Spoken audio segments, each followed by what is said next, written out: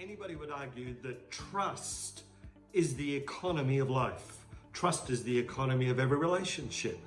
However, I am not so sure that people understand the responsibility of trust.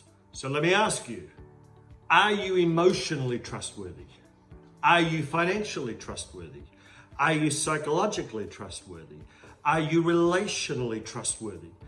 Trust is enormous, and the subject of it is powerful when we understand trust has a mutually rewarding outcome for the person to be trusted and the one that is an enabler. There are enablers of trust. In my church, I will often say to folks, this is a safe place. You can trust it. In every marriage, in every relationship, employers, employees, trust truly is the economy of all of those relationships. However, as I said, trust within itself is very often misunderstood in relationship to the responsibility that both parties hold. Trust has a proving ground. Trust has a testing ground. There's an old adage, a faith that is not tested is a faith that cannot be trusted. You see, out of trust comes faith in that person or faith in that situation. I think this year, people's trust in leaders, some leaders, well, we trust them more, and some, well, trust them less. This year has really challenged everybody. I think politics has been an extraordinary proving ground for some leaders. Some have risen to the occasion, and I find this, during testing times, great leaders emerge. People that we never thought actually have giftings and talents that right there, right then, emerge to become people that we notice. I love the story of Jesus and Peter. You all know it, don't you? Peter denies Jesus 3 times. Well, Jesus knew he would. And you can imagine being there during the whole ordeal of Jesus being dragged before the people. And Peter is there. He's asked 3 times whether or not he knew Jesus, whether or not he was one of the followers. And each time he denied it. We see later on, after the resurrection, that the disciples are in a boat. One of them noticed that Jesus is on the shore. Peter launches out. He doesn't even wait for them to row the boat in. I love this. And he gets to the shore.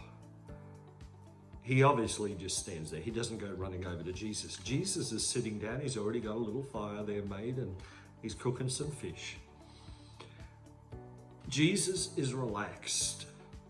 He's wanting to draw something out in Peter. He's wanting to prove something in Peter. I think it's a wonderful thing when you question somebody's trust, help them prove that they can be. I like that. That's what Jesus was doing. It wasn't only whether or not Peter could be trusted. It was whether or not Jesus, well, of course, obviously he could be trusted, but it's an example for all of us. Whether or not we are the sort of people that can be trusted to help others prove it, test it, achieve it, so that there's faith in that relationship, whether that be in a work environment, right? The boss, I remember hearing this story once of a bank. Now, look, I honestly don't know how true this story is, but it's a good story of a bank whose one of the employees had lost some millions of dollars. The boss came to the employee and said, "You've cost the bank millions of dollars." And the employee said, "Obviously, I'm fired." And the boss said, "Why would I fire you?" I think it was like $10 million. We'll just say that it was. The boss says to him, "No, you've just learned a $10 million lesson." And of course, the lessons of life, the proving of life, the testing of life, cause either the best or the worst of people to come out. In that boss, he saw something that was necessary. Most bosses would have fired him. This boss wanted to prove him. Peter dives out of the boat and swims to the shore and clearly stands there. The disciples, the rest of them, are rowing the boat in. By the time they get there, there's a net full of fish. Peter is trying to do backflips almost to prove himself to Jesus. He pulls the fish in on his own. He drags the net. The disciples have clearly run over to Jesus by now, and Peter is on his own, dragging this net full of fish. He gets there and they all sit around. Jesus pays no attention to Peter. Can you imagine the situation right now? Peter's thinking, I've denied him, the man that I truly love, the man that I was devoted to, the man that I said I would not deny, and yet I did it 3 times. I feel like an outcast. I feel like a nobody. I feel rejected. I've done it all to myself. And there is Peter sitting with the other disciples. It's a wonder he doesn't just run away. Jesus finally says something to Peter. He says, Peter, you can imagine Peter, what's he going to say? Is he going to reject me? You see, there is a mutual trust going on here. Peter can trust Jesus because he knows whatever Jesus is going to say is for his benefit. Do you love me? Peter says, yes, I do. He affirms it. He does it 3 times.